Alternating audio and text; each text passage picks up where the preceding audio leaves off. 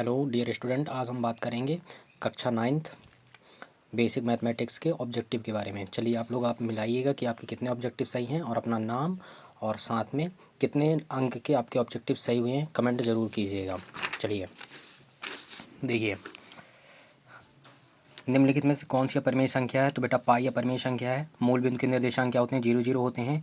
और रैखिक समीकरण में जो चर की अधिकतम घात होती है वो 1 होती है। और इस समीकरण के हल कौन से हैं? तो इस समीकरण का हल जो है बेटा वो 4 और 0 है, क्योंकि इस बिंदु से वो समीकरण संतुष्ट हो जाता है। और त्रिभुज के तीनों अंतःकोणों का योग कितना होता है? 180। और गोले का आयतन का फॉर्मूला क्या होता है? 4/3 पाई आर का क्यूब। देखिए, पूर्ण अपने विभाग से क्या होता है? बड़ा होता है। सरल रेखा का विभाग जिसके दो अंत बिंदु होते हैं रेखाखंड कहलाता है। समकोण की माप क्या होती है? 90 डिग्री होती है।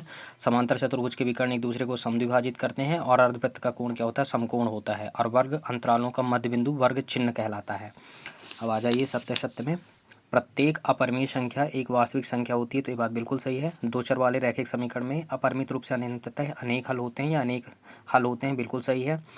किसी समबाहु त्रिभुज का प्रत्येक कोण 90 का होता है, गलत। 60 डिग्री का होता है।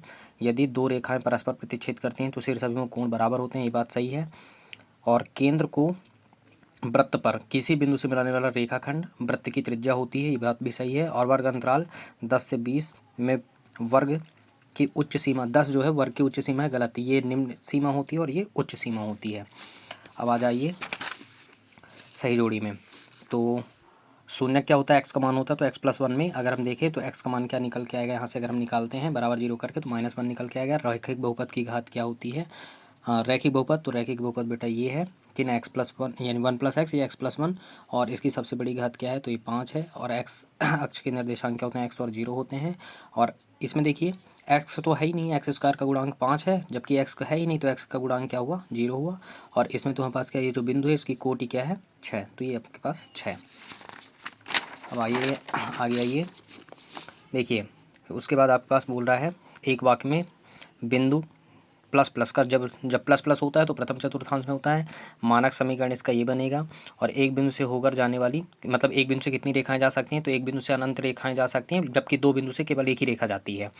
और किसी समांतर चतुर्भुज का के विकर्ण परस्पर समान है और एक दूसरे पर लंब है तो वो चतुर्भुज वर्ग कहलाता है। और वृत्त की सबसे बड़ी जीवा व्यास कहलाती है। और त्रिभुज में हेरोन का फॉर्मूला क्या होता है? S × S - A S - B और S - C। चलिए थैंक यू डियर।